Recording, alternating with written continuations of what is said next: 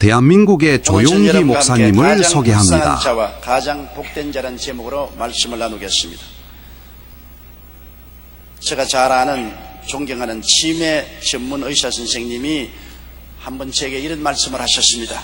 자기가 많은 치매에 걸린 사람들을 치료하면서 느낀 것은 치매에 걸린 사람이 가장 불쌍한 사람이라는 것입니다. 그 이유는 치매에 걸리면 서서히 시간 개념을 잃어버린다는 것입니다. 실제로 치매에 걸린 제가 존경하는 목사님 한 분이 계셨는데 따님이 돌보시고 있었는데 딸을 보고서 늘 어머니 하고 따라다니는 것을 보았습니다. 시간 개념이 없습니다. 딸이 어머니인 줄 알고 어머니라고 따라다니는 것을 볼 때 정말 눈물이 났습니다. 과거와 현재와 미래를 분간하지 못하게 되고 그 후에 공간 개념을 상실한다는 것입니다. 즉 자기가 어디에 있는지 모르며 자기 사는 집도 일단 밖에 나가면 찾지 못합니다. 급기야 가까운 사람을 못 알아보며 자기 자신도 누군지 모르게 되어 완전히 식물인간이 되어버리고 맙니다. 자기를 상실하고 삶 자체를 잃어버린다는 것은 참으로 몸서리 나게 두려운 것입니다. 비유컨대 이처럼 영적 치매에 걸린다는 것은 참으로 불행하고 무서운 일입니다. 어디서 와서 왜 살며 어디로 가는지 알지 못하고 자기의 정체성을 상실하고 잃어버린 존재로 살다가 무의미하게 이 지구를 떠난다는 것은 정말 불행하기 형언할 수가 없습니다. 그리스도의 복음은 이 영적 치매에서 우리를 건져주어서 자기와 하나님과 영생을 찾게 해주는 기쁜 소식인 것입니다. 첫째로 만일 우주에 하나님이 계시지 않다면 오늘 무신론자들이 말한 것처럼 우주는 우연히 생기고 생명은 우연히 생겨 진화되어 왔다는 우연주의에 설 수밖에 없습니다. 왜? 하나님이 계시지 않기 때문에 이 현실적으로 눈에 보이는 우주를 설명할 수가 없습니다. 그렇기 때문에 이론이 안 되는 우연주의를 주장하는 것입니다. 성경은 그런 사람들을 보시고 시편 14편 1절에 어리석은 자는 그 마음에 이르기를 하나님이 없다 하도다. 하나님이 없고 우연히 우주와 만물이 생겼다는 사람을 하나님은 어리석은 사람이라고 그랬어요. 욥기 38장 4절에 내가 땅의 기초를 놓을 때 내가 어디 있었냐. 하나님이 땅의 기초를 놓을 때 하나님 곁에 있어 보지 못한 사람들은 어리석은 소리를 합니다. 만유인류 법칙을 발견한 과학자 뉴턴이 숙련된 기계공에게 태양계의 모형을 만들도록 했습니다. 태양을 중심으로 두고 수성, 금성, 지구, 화성, 목성, 토성, 천왕성, 해왕성, 명왕성을 만들어 가지고서 크랑크를 돌리면 싹 돌아가도록 멋있게 만들었습니다. 어느 날 무신론자이면서 과학자인 한 친구가 그 태양계 모형을 보고는 거기 있는 크랭크를 서서히 돌렸습니다. 그러니 모양에 달린 각 혹성들이 다양한 속도로 태양 주위를 회전한 것을 보고 그 친구는 놀란 표정으로 이야 정말 훌륭하군. 도대체 누가 만들었냐? 뉴턴은 아무도 아닐세라고 무심히 말했습니다. 이봐 이 모형을 누가 만들었냐 말이야. 그러자 뉴턴은 이건 누가 만든 게 아니고 여러 가지 물건들이 모아져서 우지끈 소리가 나더니 우연히 이런 형태가 된 거야. 그렇게 말을 하니까 그 친구가 화가 나서 자네 나를 완전히 바보로 취급하는군. 이렇게 정교하고 훌륭한 모형이 저절로 만들어진다는 거야 하고 소리쳤습니다. 뉴턴은 그 친구의 어깨에 손을 얹고 눈을 똑바로 쳐다보면서 이건 엄청나게 큰 우주계의 작은 모형에 불과해. 이렇게 간단한 장난감 같은 것도 설계자나 제작자가 없이 만들어질 수 없다고 자네가 주장하고 지금 있는 것 아닌가? 하물며 이것의 근본이 되는 태양계가 설계자나 제작자 없이 우연히 생겨났다고 믿는 것에 대해 자네는 어떻게 설명하겠느냐? 친구는 아무 말이 없이 그저 고개만 끄덕끄덕했습니다. 뉴턴은 그의 책 프린키피아에서 이렇게 말하고 있습니다. 태양, 혹성, 해성으로부터 생기는 매우 아름다운 천체는 지성을 갖춘 강력한 실력자의 의도와 통일적인 제어가 있기에 비로소 존재하게 된 것이다. 지극한 하나님은 영원 무궁하신 분이라고 그는 말했던 것입니다. 여러분, 하나님이 계시지 않다면 이 우주 만물이 우연히 만들어질 리가 없는 것입니다. 그리고 하나님이 안 계신다는 사람은 하나님의 성육신 하신 예수님을 부인합니다. 예수님의 생애 탄생, 죽으심과 부활하심 등이 다 지어낸 이야기라고 말을 합니다. 요한일서 4장 2절로 3절에 곧 예수 그리스도께서 육체로 오신 것을 시인하는 영마다 하나님께 속한 것이요 예수를 시인하지 아니하는 영마다 하나님께 속한 것이 아니라고 했습니다. 예수님을 시인하지 아니하는 사람은 그냥 시인하지 않은 것이 아니라 그 배후에 영이 있다는 것입니다. 악한 영, 속이는 마귀의 영에 잡혀서 예수 그리스도를 하나님의 아들로 시인하지 않는다는 것입니다. 그러나 많은 무신론자들이 성육신하신 예수님의 탄생, 생애, 죽으심과 부활에 대해서 부인하고 그를 지어낸 이야기라고 말합니다.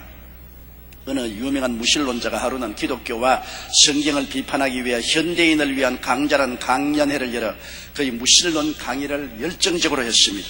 그는 예수의 이야기가 꾸며낸 신화에 불과하다며 그렇게 생각하는 이유에 대해 열심히 설명하고 있었습니다. 이때 작업복을 입은 수염이 습수룩한 남자가 청중사에서 일어나니 선생님, 내가 한 말씀 하겠습니다. 선생님, 저는 일개 광부에 지나지 않지만 예수님의 이야기가 신화이고 성경이 거짓이라고 하신 말씀에는 전혀 동조할 수가 없습니다. 왜냐하면 3년 전까지만 해도 저와 저의 가정은 비참한 생활을 했습니다. 그런 어느 날 한 사람이 제게 예수 그리스도를 소개해 주었습니다. 저는 그리스도를 구주로 모시고 난 다음 저의 생애가 완전히 변했습니다. 매일같이 술을 먹고 집에 와서 아내를 때리고 자식들을 괴롭히며 난장판 벌이던 제가 완전히 변화되어 버리고 말았습니다. 이는 내 힘으로 능으로는 도저히 할 수 없는 일입니다. 그때 이로부터 시작해서 저와 저희 가족은 다 새롭게 변화되고 날마다 행복을 누리며 살고 있습니다. 여기 모인 광부들이 바로 그 증인입니다.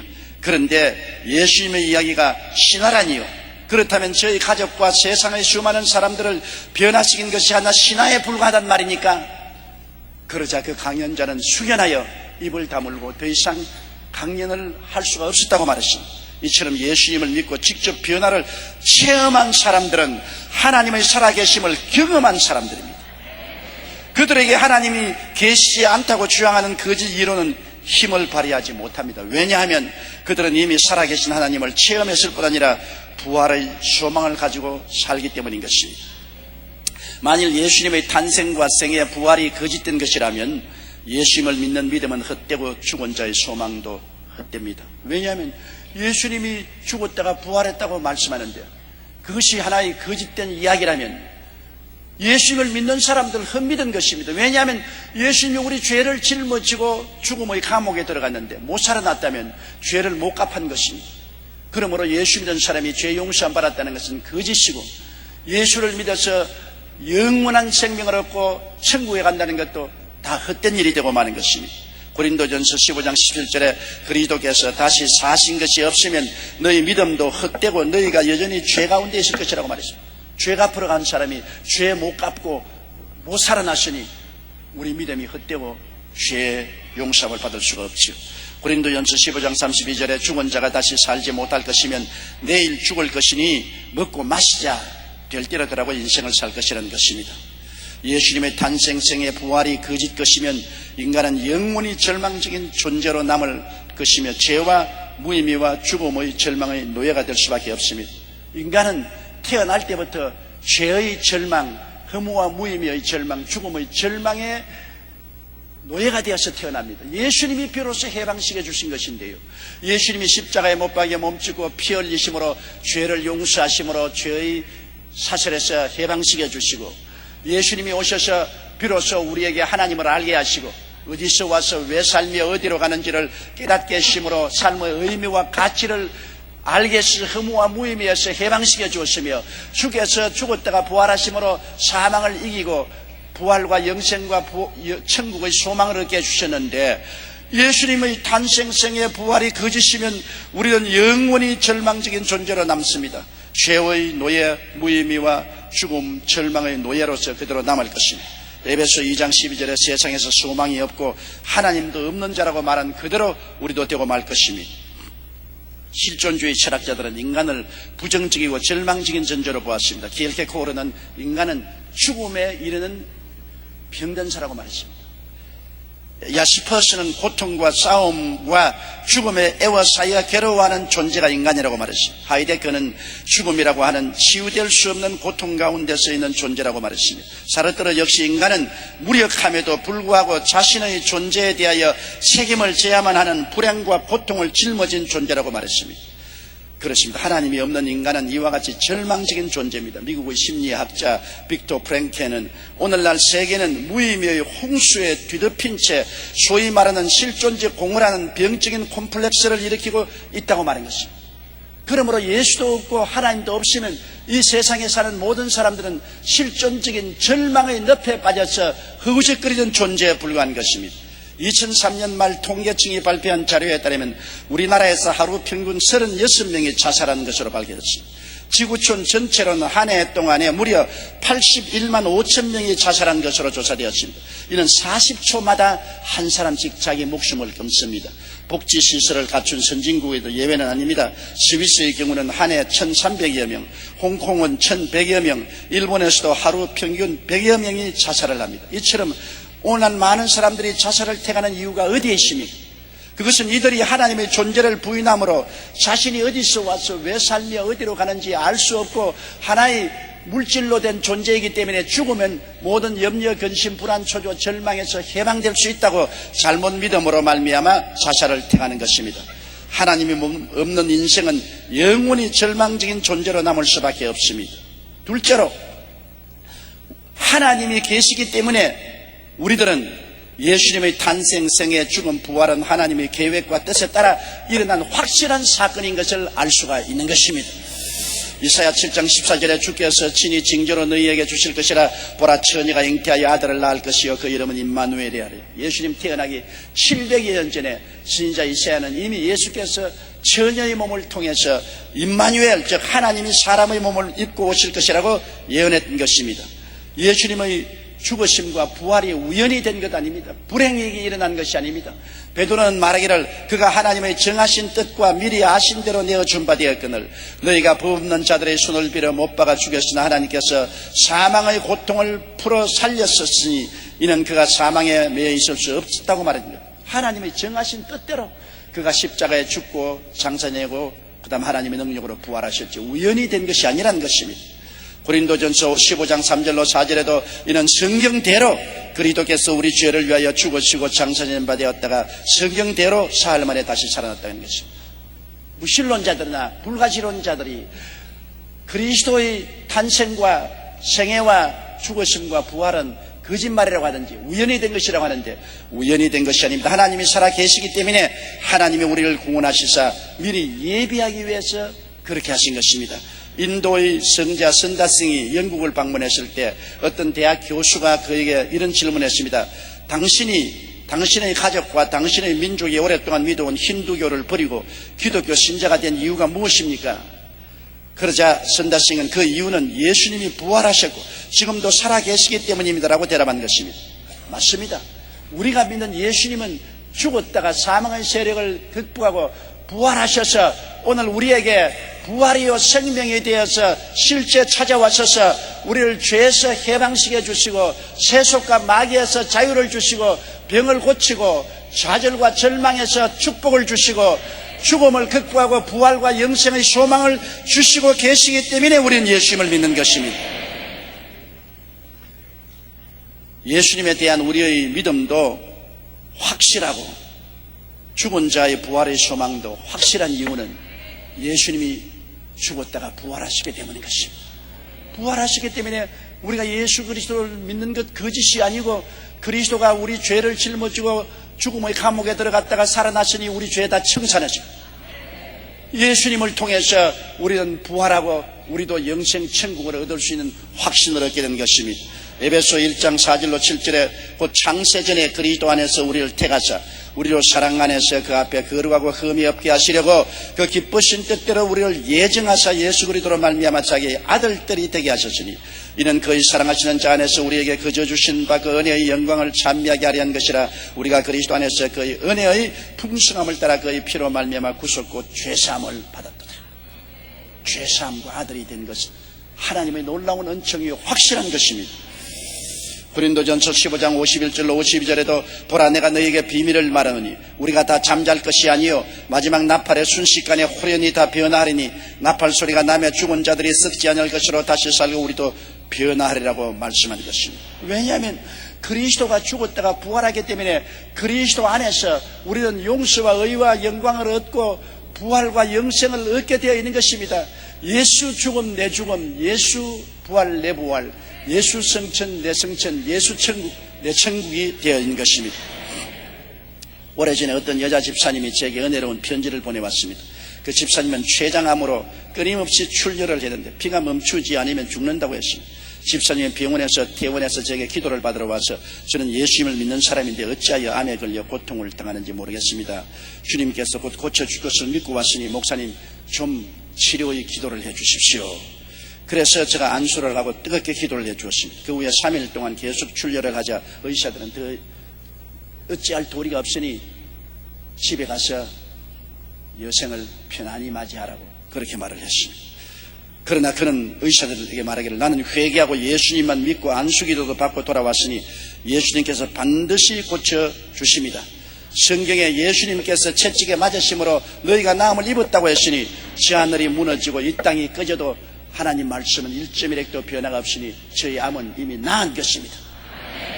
저희 암은 이미 나았습니다고 주장했습니다. 그래도 출혈이 계속되었는데 낙심하지 않고 줄기차게 믿음을 선포하자 3일 만에 피가 그치고 그 다음 조사해보니 췌장암이 깨끗이 낫고 말았습니다. 그 자매님은 목사님 이런 큰 은혜를 받고 보니 나는 췌장암을 앓지 않았을 때보다 더 큰 유익이 되었습니다. 내가 췌장암을 앓기 전에는 예수님을 믿는다고 하면서도 형식적으로 교회에 왔다 갔다 하고 기도도 근성으로 했는데 췌장암을 앓고 난 후에는 정말로 회개하고 정말로 기도하고 하나님의 능력을 의지하게 되고 또 치료의 기적을 체험하고 나니까 천국과 지옥이 뚜렷이 눈앞에 보이니 고난 때문에 믿음이 성장했습니다. 일생 전도하고 살겠다고 말한 것입니다.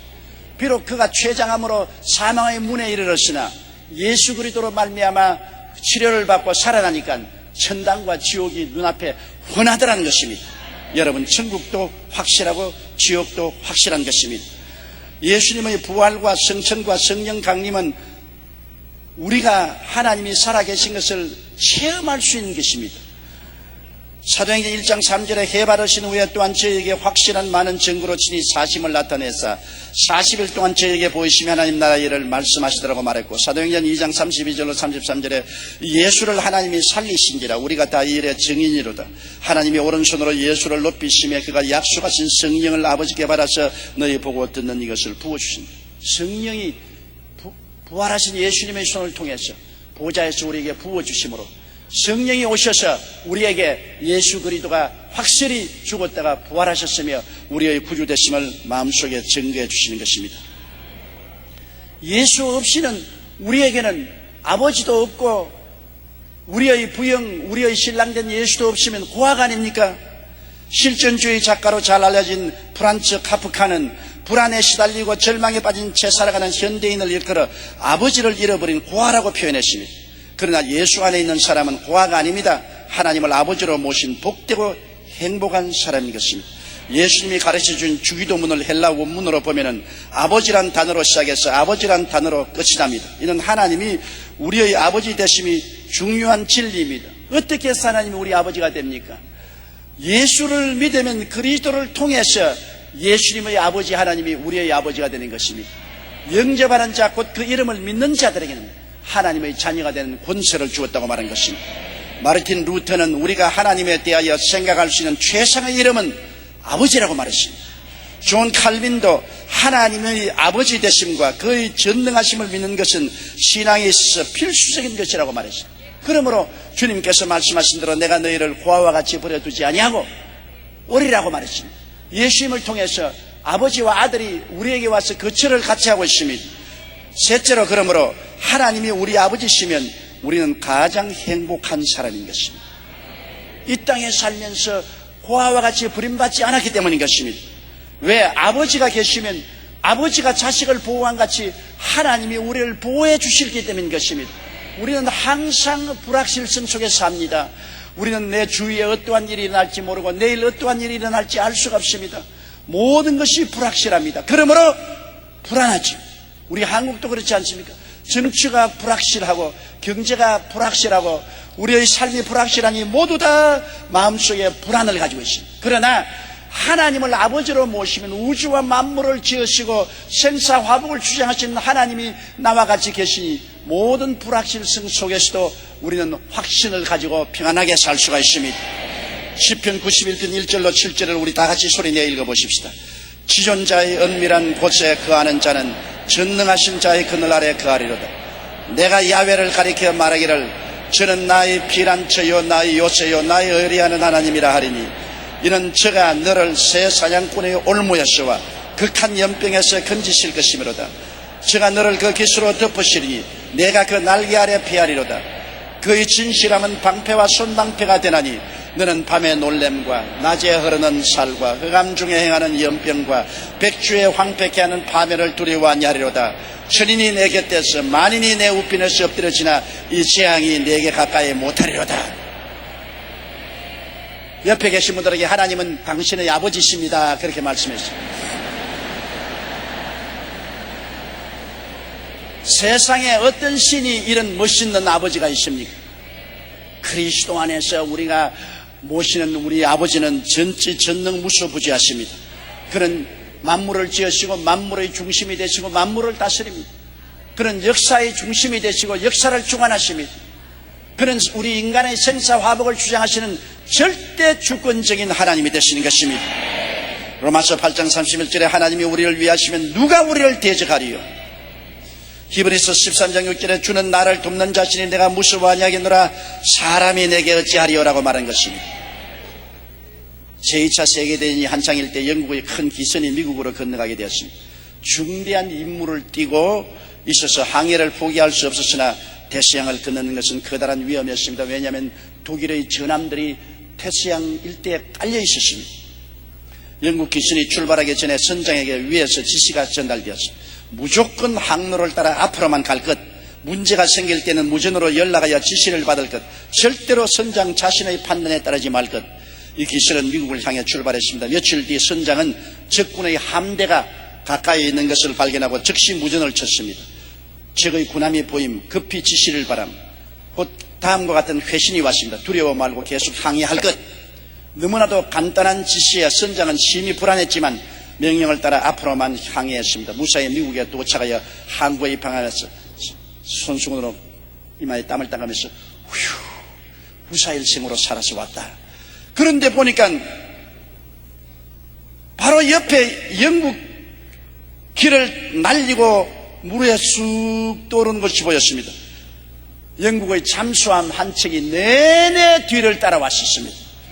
물 위로 가는 영국 기선을 보호하기 위해 보이지 않는 물 밑에서 영국의 잠수함이 처음부터 따라온 것입니다. 그제서야 기선의 선장은 자기 혼자 무서워하고 두려워한 것을 쓸데없는 것임을 깨달았습니다. 그는 혼자서 태평양을 건다고 했지만 정부에서는 잠수함을 호위함으로써 물 밑에서 따르게 한 것입니다. 여러분, 우리는 혼자 사는 것 같지만 하나님이 숨어서 늘 우리를 따르고 있는 것입니다. 그러므로 우리는 외롭다, 버림받았다, 혼자 있다고 말하면 안 됩니다. 내가 비록 사망의 엄침한 골짜기로 다닐지라도 해를 두려워하지 않을 것은 주께서 나와 함께 계십니다. 여러분, 주님은 잠잠하나 우리와 같이 계시고 항상 숨어서 계신 하나님이신 것입니다. 그러나 우리 생활 속에 자맹하시는 하나님이신 것입니다. 그럴 뿐 아니라 주님이 우리 아버지가 하나님이시니까 아버지가 자식을 양육한 같이 하나님은 우리를 양육해 주십니다. 시편 100편 1절로 3절에 온 땅이여 야훼께 즐거이 부를지어다. 기쁨으로 야훼를 섬기며 노래하면서 그 앞에 나갈지. 야훼가 우리 하나님이신 줄 너희는 알지어다. 그는 우리를 지으신 자시오. 우리는 그의 것이니 그의 백성이요 그의 기르시는 양이로다. 하나님이 우리를 길러주시니까 우리가 무엇을 먹을까, 무엇을 입을까, 무엇을 마실까 염려하지 않아도 좋지 않아요. 북한 땅 보십시오. 바로 엎드리면 코다는 곳에 있으면서도 그들은 하나님을 부인하고 예수를 믿지 않습니다. 인간이 우주의 중심이며 역사는 인간이 만든다고 인본주의를 주장하지만은 그들은 양육을 못하고 있습니다. 정부도 양육을 못하고 스스로도 양육을 못하고 굶주림 천국이 되어 있는 것은 하나님이 없기 때문인 것입니다. 우리는 이렇게 혼란스러운 삶 속에 살고 있지만은 우리가 늘 삼시세 때 음식을 먹고 우리의 생활이 편안할 수 있는 것은 우리 한국은 하나님을 아버지로 모신 사람이 1200만이나 되고 주의 이름을 부르는 사람이 1200만이 되고 기도하기 때문에 하나님이 이 민족을 양육하고 계시기 때문인 것입니다. 하나님은 우리 아버지시기 때문에 우리를 성장시키지요. 우리가 성장을 안 하면 어떻게 되겠습니까? 자식이 자라지 않으면 부모가 얼마나 걱정하겠습니까? 하나님은 우리가 영적으로 늘 성장하도록 돌보시는 아버지인 것입니다. 신앙 인격에 자라게 하시는 것입니다. 에베소 4장 13절에 우리가 다 하나님의 아들을 믿는 것과 아는 일에 하나가 되어 온전한 사람을 이루어 그리스도의 장성한 분량이 충만한 데까지 이르게 한다고 말하는 것. 어떻게 그렇게 합니까? 말씀을 주심으로요. 주님께서 우리가 주일날 수요일날 또 말씀을 듣고 구역에도 말씀을 공부하고 집에서도 말씀을 읽고 말씀의 영양분을 취해서 자라죠. 말씀은 우리 생명의 양식이니까 말씀을 먹지 아니하면 자라지 못하지만 말씀을 늘 먹으면 우리가 자라게 되는 것입니다. 그리고 기도를 통해서 우리는 하나님과 대화함으로 우리는 자라는 것입니다. 여러분, 기도는 굉장한 능력이 있습니다. 여러분의 마음의 평안과 육체의 건강과 생활의 안정과 축복을 끊임없이 기도를 통해서 하나님이 역사해 주는 것입니다. 하나님은 오늘날 전지전능하시고 우리와 같이 계시지만 오직 우리가 기도할 때만 역사해 주시는 것입니다. 너희가 없는 것은 구하지 아니하라고 말했습니다. 무엇이 내 이름으로 내게 구하면 내가 시행하리라고 말씀한 것입니다. 기독교인인 심리학자 랜돌프 버드는 기도가 병의 치료에 어떻게 영향을 주는지 과학적으로 증명하고 싶었습니다. 그는 오랫동안 기도한 후에 연구를 어떻게 해야 할지 깨닫게 되었습니다. 그는 컴퓨터를 통해 393명의 심장질병 질환 환자들을 두 그룹으로 나누었습니다. 그리고 기도하는 사람들을 모아 첫 번째 그룹의 환자들을 위해 기도해 줄 것을 부탁하고 두 번째 그룹을 위해서는 기도하지 말라고 했습니다. 랜돌프 버드 박사는 첫 번째 그룹 환자들의 이름과 간단한 병 정세, 현재의 상태 등에 대해 말해주고 매일 환자들을 위해 기도하게 했습니다. 약 10개월이 지난 후에 두 그룹을 비교해 중보 기도를 받은 첫 번째 그룹은 병세 때문에 항생제 치료를 받아야 하는 사람의 수가 두 번째 그룹에 비해 5분의 1 정도의 숫자에 불과했습니다. 폐에 물이 고인 경우도 두 번째 그룹에 비해 3분의 1 가량에 불과했으며 인공호흡기를 달아야 하는 경우도 없었습니다. 그리고 두 번째 그룹에 비해 물론 사망자 수도 현격히 적었습니다. 이러한 믿음과 기도로 병을 치료받는 것에 대해 매우 부정적인 원리엄 놀란 박사는 그 결과를 검토한 후에 이렇게 말했습니다. 이 연구는 충분히 검증된 것 같군. 그렇다면 우리 의사들은 처방 지시서에 하루에 3번 기도하시오라고 반드시 적어 넣어야 되겠다고 말했습니다. 안 믿는 무신론자 의사도 이 결과를 보고 병이 나으려면 약만 먹지 말고 하루에 3번씩 기도하라고 처방해서 넣어야 된다고 할 정도인 것입니다. 기도는 여러분 이와 같이 하나님의 능력을 나타내는 길이요 진리요 생명이 되는 것입니다. 기도를 통해서 우리는 하나님을 모시고 경험하고 느끼고 은혜를 체험할 수 있는 것입니다. 그리고 우리는 헌신과 봉사를 통해서 자랍니다. 성장합니다. 우리가 성장하게 되면 헌신과 봉사이지 어린아이도 아기 때는 자꾸 아버지 어머니께 달라고 말합니다. 주시옵소서 주시옵소서 달라고 하지만 자라면 아버지 일도 도와주고 어머니 일도 도와주고 헌신 봉사를 하게 됩니다. 우리가 하나님께서는 헌신 봉사하도록 해서 우리를 자라게 만들어주는 것입니다. 그것뿐 아니라 하나님이 강인한 자식들로 성장시키기 위해서는 연단을 주시는 것입니다. 연단을 통해야 강해지지요. 온실에서 자란 채소는 키만 컸지 노랗게 되어서 바람이 불고 햇빛을 비추면 말라 죽어버린 것입니다. 그러나 들판에서 자란 초목은 햇빛이 비치고 강렬한 자외선에 부딪히고 폭풍우에 부딪히고 바람에 날리고 하면서도 우군이 이겨난 것은 강력한 힘있는 초목이 되는 것입니다. 여러분 시편 119편 71절에 고난당한 것이 내게 유익이라 이로 인하여 내가 주의 율례를 배우게 되었나이다라고 말하고 베드로전서 5장 10절에 모든 은혜의 하나님 곧 그리스도 안에서 너희를 부르사 자기의 영원한 영광에 들어가게 하시니가 잠깐 고난을 받은 너희를 친히 온전케 하시며 굳게 하시며 강하게 하시며 그를 견고케 하시라고 말한 것입니다. 인도의 캘카타에는 마음 놓고 먹을 수 있는 맑은 물이 없습니다. 저도 캘카타에 부흥회를 하면서 물 때문에 팍 고생을 많이 했습니다. 켈가타는 bombay에 이어 인도의 제2의 무역항인데 왜 맑은 물이 없을까요? 지리학자들은 그 이유를 높은 산이 없기 때문이라고 간단히 설명합니다. 켈가타에는 높은 산이 없습니다. 하루 종일 기차를 타고 가야 비로소 저 멀리 히말라야 산이 보일 정도입니다.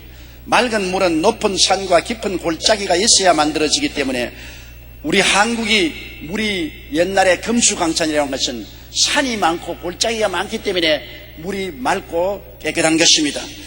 여러분, 켈가타는 산이 없기 때문에 호수나 강, 시냇물이 모두 흙탕물입니다. 우리 인생도 위기의 높은 산과 시련의 깊은 골짜기를 통해야 신앙 인격이 맑고 밝고 환하게 자라지, 평탄하게 자라면 흙탕물 인생이 되어버리고 마는 것입니다. 그렇기 때문에 하나님은 우리를 높은 산을 기어오르고 깊은 골짜기를 지나게 한 시련을 통해서 깨어지고 눈물의 음식을 먹고 변화를 받게 하는 것입니다. 보리를 보세요. 요사이 일본에는 조금 자란 보리를 베어가지고서 그것을 가루로 만들거나 즙을 만들어서 그래서 마시는 것이 대유행입니다. 왜냐하면 막 자라난 보리에 굉장히 영양소가 많다는 것입니다. 왜 보리에 그렇게 영양소가 많습니까? 보리는 추운 겨울을 통해서 자라나기 때문에 굉장히 체력이 강합니다. 강인하지 않으면 겨울의 그 추운 눈바람을 견딜 수가 없죠. 그렇기 때문에 다른 곡식들은 전부 약을 주지만은 보리는 여러분 약을 치지 않습니다. 그렇게 강인한 것이 보리입니다. 그런데 보리는 심고 난 후에 그냥 자라게 되면 겨우 80알에서 90알 정도밖에 열리지 않습니다. 그런데 농부가 보리 싹이 나왔을 때 발로 밟아주면 처음 나오던 약한 싹이 꺾어지고 그 후에 다시 강한 새싹이 나오는 것입니다. 우리가 초등학교 다닐 때 그때는 일정시대인데 학교에 공부를 안 하고 선생님이 우리를 데리고 보리밭에 가서 보리밭 밟기를 했습니다. 난 지금도 기억납니다. 우리가 참 줄을 서서 보리밭을 밟으면서 간노 지리지리 간노 지리지리 간노 그렇게 하면서 하루 종일 점심 먹어가면서 보리를 밟았습니다. 어릴 때 난 생각하기를 이 바보 천치 같은 놈들 보리를 밟아가 다 부숴버리면 어떻게 하느냐. 우리가 밟으니까 보리싹이 다 부러졌어요. 그러는데 이제 식물학자들이 말을 들어보면 그렇지 않아요. 보리가 처음 싹이 났을 때 밟아서 그걸 부러뜨려주면 후에 다시 강한 새싹이 나와서 이것이 자라 400알 이상의 열매가 열리는 튼튼하고 알찬 보리가 됩니다. 그대로 내버려두면 80알에서 90알 맺는 보리가 짓밟아서 처음 이삭을 부러뜨려 놓으면 더 강한 이삭이 나타나서 80알에서 90알 열릴 것이 400알을 맺게 하니 얼마나 좋습니까? 그렇기 때문에 농부들이 무자비하게 보리밭을 짓밟아버리는 것입니다. 하나님께서도 보리밭 갈기를 하시는 것처럼 성도들에게 시련을 주십니다. 결국 시련을 통해 신앙이 성숙하고 더 많은 열매를 맺게 되는 것입니다. 그러므로 여러분이 시련이 다가오면 하나님 나에게 보리밭 밟기 하시는구나. 하나님 밟을 대로 밟으세요. 그러면 내가 열매를 더 많이 맺을 테니까 원망 불평 탄식하지 말고 오히려 시험 당할 때 눈물로 울면서라도 감사 기도하는 여러분 되시기를 주의 이름으로 축원합니다. 영국의 속담에 잔잔한 바다에서는 좋은 뱃사공이 만들어지지 않는다 했습니다. 잔잔한데 좋은 뱃사공이 될 리가 없죠. 세네카는 말하기를 거친 땅 위에서 굳어진 발굽을 가진 짐승은 어떤 길이든 걸을 수가 있다고 말했습니다. 시 허버드는 폭풍은 참나무와 뿌리를 더욱 깊게 내리도록 만든다고 말한 것입니다. 그러므로 연단은 우리의 삶 속에 큰 축복을 가져오는 것입니다. 하나님께서 우리를 기르시고 인격적으로 성장케 하실 때 반드시 사용하는 것이 있습니다. 징계입니다. 하나님은 우리를 징계하시는 것입니다. 히브리서 12장 5절로 13절 우리 다 같이 한번 읽어보십시다. 또 아들들에게 권하는 것 같이 너희에게 권면하신 말씀을 잊었도다. 일러시되 내 아들아 주의 징계하심을 경히 여기지 말며 그에게 꾸지람을 받을 때 낙심하지 말라. 주께서 그 사랑하시는 자를 징계하시고 그의 받으시는 아들마다 채찍질하심이라 하였으니 너희가 참으면 징계를 받기 위함이라. 하나님이 아들과 같이 너희를 대우하시나니 어찌 아비가 징계하지 않은 아들이 있으리요. 징계는 다 받는 것이거늘 너희에게 없으면 사생자요 참 아들이 아니니라. 또 우리 육체의 아버지가 우리를 징계하여도 공경하였거든 하물며 모든 영의 아버지께 더욱 복종하여 살려 하지 않겠느냐. 저희는 잠시 자기의 뜻대로 우리를 징계하였거니와 오직 하나님은 우리의 유익을 위하여 그의 거룩하심에 참여케 하시느니라. 무릇 징계가 당시에는 즐거워 보이지 않고 슬퍼 보이나 후에는 그로 말미암아 연달한 자에게는 의의 평강한 열매를 맺나니 그러므로 피곤한 손과 연약한 무릎을 일으켜 세우고 너희 발을 위하여 곧은 길을 만들어 지는 다리로 하여금 어그러지지 않고 고침을 받게 하라. 부모가 자녀가 잘못해도 오냐 내 새끼, 아이고 내 새끼야, 그렇게 해서 기르면 개망난이가 됩니다. 오늘날 현대사회에서 아버지와 어머니가 자식들하고 많은 시간을 보내고 잘 못 놀아주니까 그 죄책감으로 자식들을 그냥 막노하게 됩니다. 돈 달라면 돈 주고 옷 달라면 옷 주고 사달라면 사주고 우냐 이렇게 길러놓았어. 자녀들이 부모 효도할 줄 모르고 선생님 존경할 줄 모르고 사회 위계 질서를 알지 못하고 대단히 혼란 속에 정체성 상실하는 젊은이들로 성장할 것입니다. 부모가 자식을 잘 키우려면 반드시 잘못한 것은 징계해야 됩니다. 잘한 것은 칭찬하고 잘못한 것은 따끔하게 우짓고 또 채찍을 때려야 되는 것입니다. 하나님은 바로 우리를 징계하면서 키우시는 것입니다. 우리 교회 나는 어떤 부형님이 교회를 열심히 안 나와서 부인이 열심히 기도하고 저에게 두 분이 와서 상담도 하고 제가 그 부형님에게 교회 열심히 나오라고 했죠. 예수 안 믿는 것은 아닙니다. 그러나 왔다 갔다 하죠. 하루는 부인 보고 여보 나는 오늘 아침에 일이 있어서 제 1부 예배 참석하고 갈 테니까 당신은 2부 늦게 와서 참석하시오. 그래서 아침 일찍 부지런히 넥타이 다 매고 쫙 교회 가는 저 성경 들고 나갔는데 부인이 2부 예배 오는데 병원에서 연락이 왔어요. 남편이 교통사고가 나서 병원에 입원했으니 빨리 오라고. 그래 놀래서 뛰어가 보니까 1부 예배 오는 것이 아니라 차를 타고 골프장으로 가다가 졸아서 전봇대를 들여받아 버렸었어요. 차가 박살이 나고 목뼈가 부러지고 상처투성이가 되어서 병원에 입원해서 부인이 찾으니까 여보 내가 하나님 예배 안 보고서 당신에게 거짓말하고 골프장에 가다가 매를 맞아가지고서 목이 부러지고 이렇게 되었다. 크게 회개하고 지금은 우리 교회 장로님이 되어 있습니다.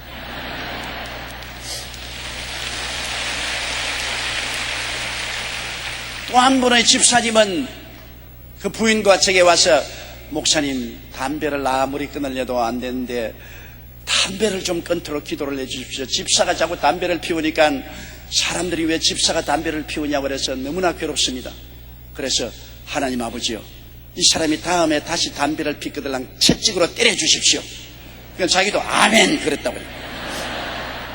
그 집에 돌아가서 부인이 하는 말이 아이고 담배가 피고 싶으면 못 견디겠는데 뭐 천정 뚫어서 하나님 보시겠냐, 보좌에 계신데 지붕을 뚫고 못 보지 않겠냐, 한 대만 피자. 그러니까 부인이 아니요 당신이 목사님께 안수기도 받고 다시 담배 피우면 채찍을 때려도 좋다고 아멘 했잖아요.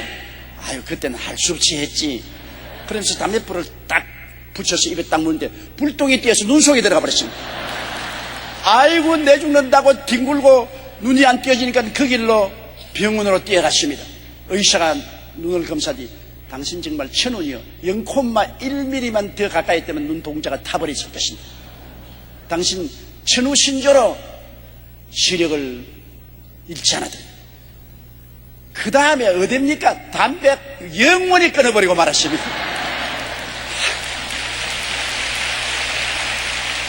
하나님의 징계는 우리 삶 속에 꼭 필요합니다. 우리가 징계를 받지 않으면 오만하게 하지만 징계를 받으면 변화받지요. 여러분 레미제라블을 지은 빅토르 휴고를 아시죠? 레미제라블은 불란서 작가로서의 세계를 풍미한 작가 아닙니까? 레미제라블을 읽은 사람마다 마음의 감동을 느낍니다. 그런데 이 빅토르 휴고는 사생활이 문란한 사람이었습니다. 작품을 쓰는 시간 외에는 술과 여자에 취해 살았기 때문에 가족들은 그 얼굴을 마주치는 것조차 싫어했습니다. 걸프라는 술을 취해서 가족들과 함께 고래고래 고함을 치며 기물을 깨뜨렸습니다. 그런데 1841년 여름 빅토르 휴고가 가장 사랑했던 딸 레오폰디니가 세네강에서 익사했습니다. 그는 그 죽은 딸의 시체를 끌어안고 몸부림치며 물었습니다. 내 죄악에 대한 하나님의 심판이다. 죽은 것은 내 딸이 아니라 천하의 죄인인 내가 죽었다. 그 딸의 죽음을 안고 난 다음 빅터 휴고는 변화되었습니다. 그날로 방탕한 삶을 청산했습니다. 그는 기도와 말씀을 통해 경건 훈련을 쌓았습니다. 그 후 빅터 휴고는 자신의 어두운 과거를 돌아보며 불후의 명작을 집필했는데 그 작품이 바로 레미제라블, 불쌍한 사람, 레미제라블이라는 작품을 지은 것입니다. 하나님은 징계하심으로 우리를 변화시키는 것입니다.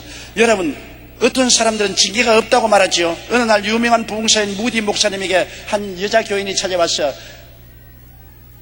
목사님, 하나님이 살아계시기는 뭘 살아계십니까? 나는 내 마음대로 살아도 하나님이 나에게 징계를 안 하시는데요. 그래서 무디 목사님이 이야기를 듣고 부인은 지금 하나님이 없다는 것을 증명한 것이 아니라 당신은 하나님의 자녀가 아니라는 것을 증명하고 있습니다. 무슨 말을 합니까? 내가 교회 열심히 지금까지 나왔는데 왜 내가 하나님의 자녀가 아니요? 무디 목사님은 그 자비를 가만히 보시고 난다. 당신은 지금 하나님이 안 계시다고 그랬지요? 당신이 하나님의 자녀면 하나님이 징계했을 것인데 자녀가 아니기 때문에 아무리 마음대로 살아도 징계를 안 한 것입니다. 그러므로 당신은 지금 교회에 왔다 갔다 했지 하나님의 자녀가 아닌 것이 틀림이 없습니다. 맞았습니다. 하나님의 징계가 없는 자는 사생자요 참 자녀가 아니라고 성경에 말한 것입니다. 많은 성도들이 왜 예수 안 믿는 사람 편안히 사는데 또 우리 교회 아무개는 마음대로 살아도 하나님이 징계를 안 하시는데 왜 나는 아침 저녁으로 징계를 하시고 채찍을 때립니까? 그것은 하나님이 자녀이기 때문에 징계를 하시는 것입니다. 하나님의 자녀가 아니면 나무 자식 징계 때릴 리가 어디 있어요? 나무 자식 흙탕물에 뒹굴어도 지나가면서 무슨 말을 할 것입니까? 내 자식이 그러면 끌어내어서 때리지. 그러므로 징계가 없다고 큰소리 하지 마세요. 징계가 없다는 것은 하나님께 버림받았다는 증거인 것입니다. 징계가 있다는 것은 하나님이 사랑해서 그래도 알뜰살뜰 내 새끼라고 키우려고 하기 때문에 하나님이 징계를 주시는 것입니다. 그래서 하나님은 우리를 양육하셔서 중국적으로 그가 아버지시기 때문에 우리를 천당으로 데리고 가는 것입니다. 천국 가는 것이 목표 아닙니까? 요한복음 14장 3절에 가서 너희를 위하여 처소를 예비하면 다시 와서 너희를 내게로 영접하여 나 있는 곳에 너희도 있게 하리라고 말한 것입니다. 인도 위대한 선자 선다싱은 생전에 40일 금식 기도를 한 이후부터 종종 천국에 들어가는 신비한 체험을 했습니다. 한 번은 그가 천국에 가는데 한 낯선 사람이 다가와서 인사를 했습니다. 선다싱이 누구냐고 묻자 그는 이렇게 대답했습니다. 저는 나병 환자촌에 있던 사람으로 선생님이 그곳에 오셔서 설교하셨을 때 예수를 영접해서 구원을 얻었지요. 나는 몇 월 며칠에 죽어서 이곳에 왔습니다. 선다싱이 그 입신에서 깨어나서 그 나환자촌에 찾아가 보니 꼭 그날 그 시에 그 나환자가 죽어서 천국 간 것을 발견하게 됐습니다. 또 한 번은 천국에 가는데 이번에는 같은 마을에 살다가 얼마 전에 죽은 여인을 보았는데 그런데 훤칠하게 생긴 30대 청년한 사람이 그녀에게 다가와서 어머니 어서 오십시오 하는 것이었습니다. 생전에 그녀에게는 장성한 아들이 없었기 때문에 그녀는 깜짝 놀라서 청년에게 왜 나를 어머니라 부릅니까? 그러자 청년은 어머니 제가 어머니의 아들 데오도로 아닙니까? 거짓말 마시오. 그 데오도로는 2살도 채 못 되어서 내 품에서 죽었는데 어머니 품을 떠나올 때는 가난 아기였지만 이곳에서 주님이 은총으로 자라서 이렇게 되었습니다. 그제야 여인은 청년을 끌어안고 기쁨의 눈물을 흘렸다는 그런 간증을 선대생이 자기 책에 기록했습니다. 하나님 아버지께서는 우리를 위해 아름다운 천국을 예비하셨고 머지않아 우리를 모두 그곳으로 데려가실 것입니다. 그렇기 때문에 우리는 죽음을 두려워할 필요가 없습니다. 우리에게는 죽음 저 넘어 복되고 기쁜 천국의 삶이 예비되어 있기 때문인 것입니다. 이 세상에 살면서 자기도 상실하고 길도 잃어버리고 그냥 살아있으니까 살아가는 삶을 살다가 죽는 사람은 너무나 불행합니다. 그 종말은 영원한 지옥이기 때문인 것입니다. 그러나 예수님을 믿고 자기도 찾고 길도 찾고 영원한 천국의 소망 중에 사는 사람은 가장 행복한 사람인 것입니다. 다 같이 고개 숙여 기도드리겠습니다. 전능하시고 거룩하신 아버지 하나님, 하나님이 없다고 하는 사람은 길 잃어버린 사람이요 치매에 걸린 사람이요 자기를 상실하고 영원히 버림받은 사람이지만 우리는 하나님이 계시기 때문에 예수님은 진실로 우리의 구주가 되시고 우리 위해 죽었다가 부활하심으로 구원과 영생과 천국 복락을 누리게 됨을 감사합니다. 예수 그리스도를 구주로 모신 우리는 이 신앙의 구석에 서서 흔들리지 말고 천국을 향하여 일로 매진한 우리들이 되게 도와주옵소서. 예수님 이름으로 기도드리옵나이다. 아멘. 할렐루야. 아멘. 목사님 감사합니다. 구독과 좋아요는 제작하는 데 힘이 됩니다. 감사합니다.